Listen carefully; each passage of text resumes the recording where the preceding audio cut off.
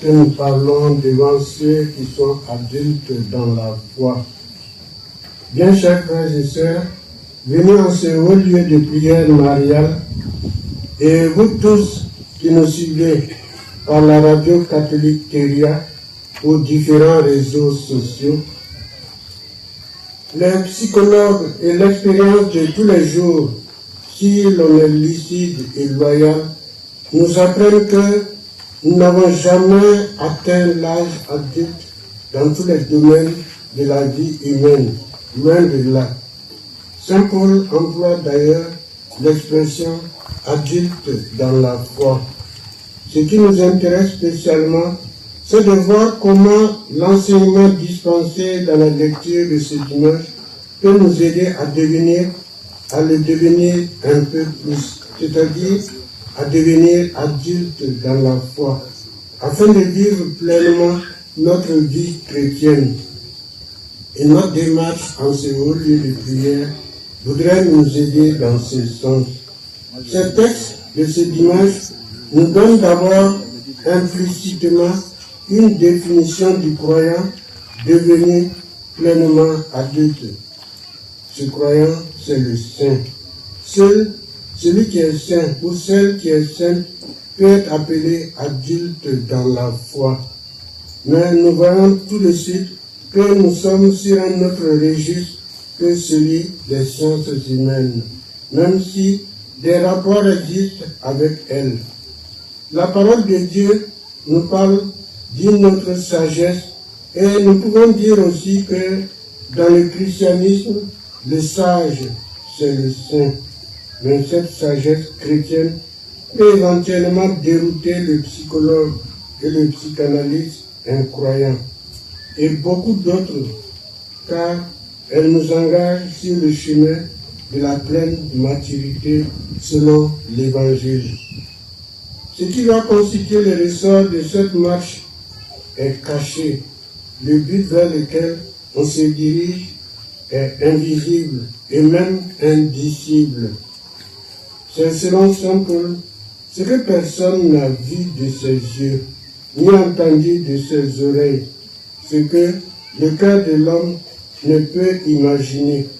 Là, déjà, on peut parler d'une folie au regard de la sagesse de ce monde, d'une régression par rapport à un état humainement adulte selon les sciences humaines. Les exigences extrêmes du discours de Jésus dans l'Évangile ne feront que confirmer cela. Pour le sens commun, l'homme adulte est raisonnable. Les paroles du Christ le sont-elles? Qui peut réaliser le programme qu'il propose et même impose à celui qui veut être son disciple? Mais ce que l'incroyant ignore, c'est qu'il y a l'Esprit Saint. Saint Paul nous dit que l'Esprit voit le fond de toutes choses, mais il n'est pas un simple spectateur. Il agit dans l'invisible pour faire de nous des hommes, des femmes pleinement adultes dans la foi, pour faire de nous des saints. C'est dans ce sens que nous pouvons accueillir aujourd'hui l'enseignement du Christ dans le sermon sur la montagne, où Jésus répète 5 fois, vous avez appris qu'il a été dit aux anciens, et bien moi, je vous dis. Aujourd'hui, nous l'avons entendu 3 fois, et à propos, le propos concernait l'attention envers le prochain, la fidélité dans le mariage et la pratique des serments. Dimanche prochain, nous l'entendrons, mais je pense que nous n'aurons pas cela, parce que ce sera le premier dimanche de carême. Autrement, la suite du texte nous parle à propos du pardon. Jésus expose chaque fois des préceptes de la loi donnée par Moïse et il en approfondit la compréhension pour les appliquer non seulement aux autres, mais encore aux intentions. La loi de Moïse disait qu'il ne commettra pas de meurtre. Et Jésus dit, tout homme qui se met en colère contre son frère devra passer en jugement. La loi de Moïse disait, tu ne commettras pas d'adultère. Et Jésus dit, tout homme qui regarde une femme avec convoitise a déjà commis l'adultère avec elle dans son cœur. Et il en est ainsi également pour le serment. C'est la nouvelle loi et le fondement d'une nouvelle société, celle du royaume de Dieu. Cette loi se distingue de la loi de Moïse qui était une première étape, comme le sont aussi les règlements et les législations de nos sociétés. En effet, elle nous entraîne déjà à des formes de justice et de respect du prochain. Mais Jésus, loin d'abolir la loi de Moïse et les autres lois, les conduit plus loin, à un accomplissement, car il veut purifier les intentions, convertir les mentalités et toucher le cœur. Ce que Jésus nous dit de la loi de Moïse et de la loi nouvelle que lui-même nous propose est valable pour le thème de notre année pastorale, à savoir enraciner davantage l'évangile dans nos cultures, l'inculturation du mariage chrétien. C'est d'ailleurs ce thème d'année que les organisateurs de ce pèlerinage ont reformulé en disant, avec Marie, portons l'espérance du Christ dans nos cultures. En attendant parler d'inculturation du mariage, surtout après l'institution du 15 mai comme journée des traditions et des coutumes, peut-être que certains ont pensé que dans l'Église, nous retournerons purement et simplement aux rites et traditions de nos peuples en ce qui concerne le mariage, sachant que l'inculturation n'est pas du syncrétisme. Par l'inculturation, la bonne nouvelle du Christ n'abolit pas nos traditions, mais les accomplit, c'est-à-dire les porte à leur perfection, ce qui va au-delà des exigences de ces traditions, car elles purifient nos traditions en supprimant toutes les tares, les aspects négatifs de ces traditions. Donc, à propos du mariage, nos traditions nous disent ceci ou cela, mais Jésus-Christ est plus exigeant. Avec tous vos agents pastoraux, nous reviendrons sur ces questions plus tard pour les expliciter. Alors, frères et sœurs, aujourd'hui, demandons-nous, nos célébrations dominicales nous entraînent-elles à pratiquer la nouvelle loi de Jésus? Par l'écoute de la parole de Dieu, notre regard est-il purifié? Nos pensées sont-elles rectifiées et notre volonté guérie?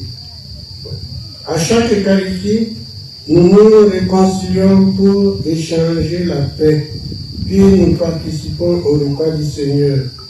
Cela restaure-t-il notre unité dans le corps du Christ? Nos prières mettent-ils la paix, l'entente et la cohésion sociale entre nous et avec tous nos frères et sœurs? Bien chers frères et sœurs, accueillons donc aujourd'hui la parole de Dieu. Sirach le sage nous parle en disant, le Seigneur a mis devant toi l'eau et le feu, étends la main vers ce que tu préfères. Il nous demande d'étendre la main vers ce que nous préférons, c'est-à-dire d'exercer notre liberté pour choisir la vie. Saint Paul proclame une sagesse et le sermon sur la montagne du Christ, dont nous avons de larges extraits dans l'évangile de ce dimanche, est également une sagesse, même si le mot ne se trouve que caché dans la mention du sel qui la symbolise. Ces textes nous font mieux comprendre que la sagesse issue de la révélation n'est pas séparable de la vie d'union à Dieu. Dès lors, elle décolle de la terre. En un mot, cette sagesse, c'est la sainteté. Le sage dans le christianisme, c'est le saint. La sagesse naturelle connaît une progression qui dépend de la maturité, de l'expérience. Normalement, on est plus sage à 60 ans qu'à 20 ans. Ces lectures nous montrent également une progression dans le temps de la sagesse qui vient de Dieu, liée au développement de la révélation. Dans l'humanité encore jeune de Sirach, cette nouvelle sagesse ne fait que mûrir sous la conduite de la loi qui est comme le pédagogue. Dans la société antique, un esclave qui était appelé pédagogue était chargé de conduire les enfants des grandes familles vers le maître qui les enseignait. Son rôle était de conduire seulement, et c'est ainsi que Saint Paul voit la loi ancienne.